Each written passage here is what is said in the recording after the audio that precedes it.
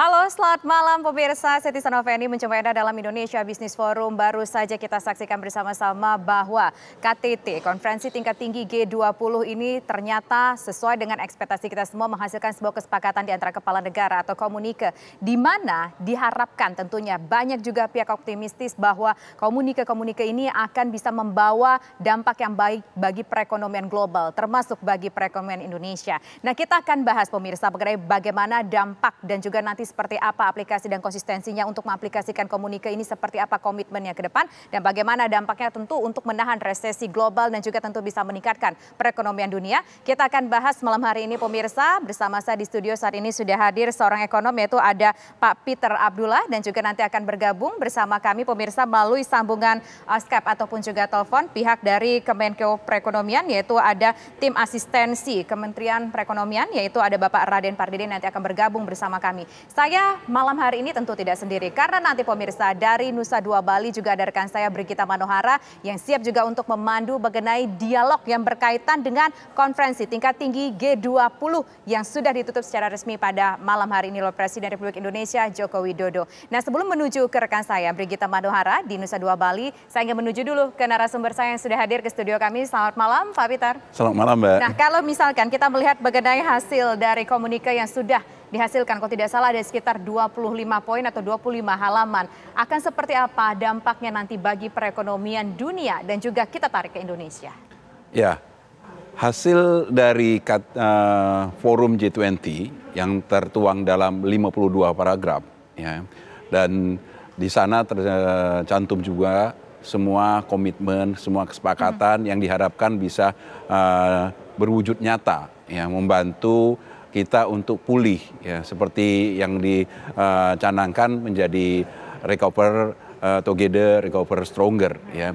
Dan butir-butir yang ada di dalamnya itu sebenarnya seperti yang kita harapkan, benar-benar menjadi sebuah kesepakatan yang nyata, bukan hanya sekedar yang selama ini yang terjadi di dalam banyak forum G20, hanya kesepakatan-kesepakatan yang tidak mengikat, yang kemudian tidak membuahkan apa-apa. Nah, sementara di dalam butir-butir yang ada di dalam kesepakatan di Bali itu sudah ada beberapa komitmen yang bahkan sudah ada bentuk realnya, seperti pandemic fund, yang kemudian dana-dana untuk transformasi energi. Hal-hal yang seperti ini saya kira akan sangat membantu kita untuk melakukan pemulihan, apalagi kita menghadapi tahun 2023 yang diyakini akan masih suram, yang masih gelap, dan kesepakatan ini akan sangat membantu untuk kita menghadapi kondisi itu.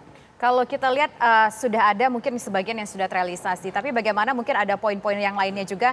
Ini kan ada yang bersifat mengikat, ada juga yang tidak bersifat mengikat. Tapi mesti namanya kesepakatan tidak semuanya bersifat mengikat. Dan yang kita harapkan bagaimana yang tidak bersifat mengikat ini bisa memberikan dampak yang tentunya bisa konsisten dijalankan bersama. Ya, tantangannya justru di situ, ya. Memang kesepakatan yang tertuang di dalam komunike ini yang disebut sebagai Bali Leaders Declaration ini tidak mengikat. Tetapi justru tantangannya adalah bagaimana kita memastikan, ya, setelah walaupun kita sudah tidak lagi menjadi ketua forum G20, tetapi saya kira ada tugas bagi kita untuk mengawal agar supaya kesepakatan-kesepakatan khususnya yang sudah berbuah di dalam bentuk penggalangan dana dan sebagainya itu bisa benar-benar dikawal untuk bisa direalisasikan, diwujudkan untuk membantu kita, ya, baik itu perekonomian global maupun perekonomian nasional kita untuk bangkit di tahun 2023. Oke, baik. Nah, sekarang kita akan mengajak Pak Peter juga dan juga pemirsa di rumah untuk menuju ke Bali. Sudah ada rekan saya Brigita Manohara di sini, dan tentunya juga Brigita tidak sendiri Pak, bersama juga dengan narasumber. Silakan Brigita. Ya, Tisa Noveni, selamat malam. Pak Peter, selamat malam. Salam dari Bali, Pak Peter. Dan tentunya kita juga mau menyapa Pak Raden. Terima kasih Pak Raden sudah berkenan menyempatkan waktunya untuk bisa bergabung bersama kami. Nah, seperti yang tadi juga Pak Peter sudah sempat sampaikan, Tisa, ini merupakan hal yang baik dari G20 yang berlangsung di Nusa Dua Bali ini. Karena kalau kita ikuti rangkaian kegiatannya, ada begitu banyak catatan, baik catatan yang kecil ataupun yang besar, yang tentu saja ini menjadi harapan ketika banyak orang mengatakan bahwa di tahun 2023 ini ekonomi dunia dimungkinkan dimungkinkan akan gelap, tetapi mudah-mudahan saja dari KTT ini bisa membawa secercah harapan kira-kira supaya bisa membangun optimisme yang sebentar lagi kita akan lalui di tahun 2023 ini. Tadi Pak Peter juga sempat sampaikan apa yang Pak Peter garis bawahi ini merupakan hal baik berkaitan mengenai pandemi, dan ini cukup konkret dibandingkan dengan kesepahaman yang dibangun selama ini yang seringkali masih belum memunculkan hal-hal konkret. Nah, kekonkretan itu pun ternyata juga muncul di event B20 yang berlangsung sebelum dari penyelenggaraan G20 itu sendiri. Nah, saya sudah bersama Ketua SC-nya di sini, Wakil Ketua Umum Bidang Hubungan Luar Negeri, ada Pak Bernardino Vega. Pak Dino, selamat malam. Selamat malam, Mbak Gita. Sudah lega ya, Pak? Sudah selesai? Sudah plong. Sudah selesai. Tapi tadi sebelum acara sempat berbincang dengan Pak Dino, ada yang berbeda, dan tadi yang Pak Peter juga sempat singgung, ini konkret barangnya dalam tanda petik begitu ya Pak? Memang begitu kondisinya? Ya betul, jadi di dalam penyelenggaraan B20 tahun ini, Indonesia ini mengeluarkan 3 jenis event. Event pertama itu adalah event yang seperti dilakukan di B20 sebelumnya, yaitu pembentukan kelompok kerja atau task force dan action council. Dan itu diisi oleh top CEOs dari 20 negara tersebut. Dihasilkan satu advokasi komunike yang akan diserahkan ke pemerintah sebagai usulan dari dunia usaha B20. Tapi tahun ini kita ada lakukan 2 langkah yang berbeda. Pertama adalah kita juga memasukkan yang disebut legacy project.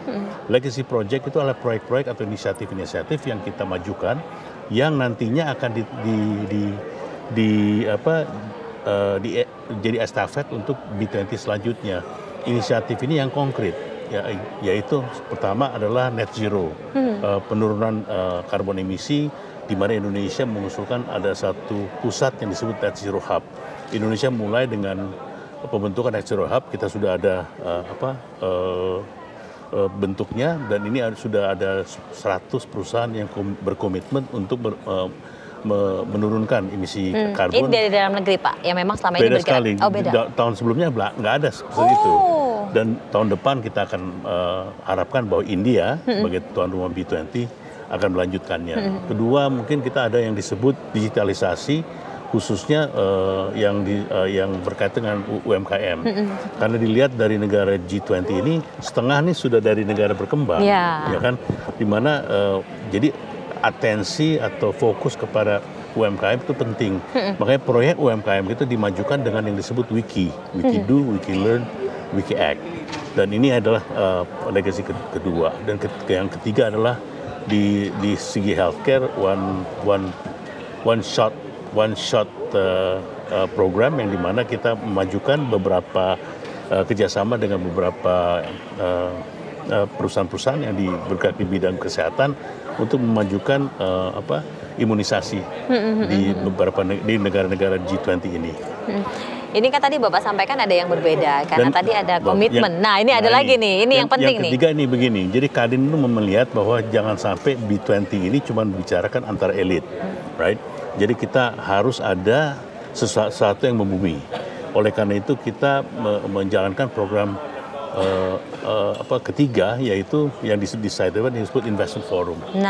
Yaitu penggalakan investment dari negara-negara G20 and beyond untuk memanfaatkan momentum G20 di B20 ini. Oleh karena itu kita ada investment forum di tanggal 11 saja kita bisa hasilkan beberapa MOU yang mana jumlahnya kurang lebih $5 billion, right?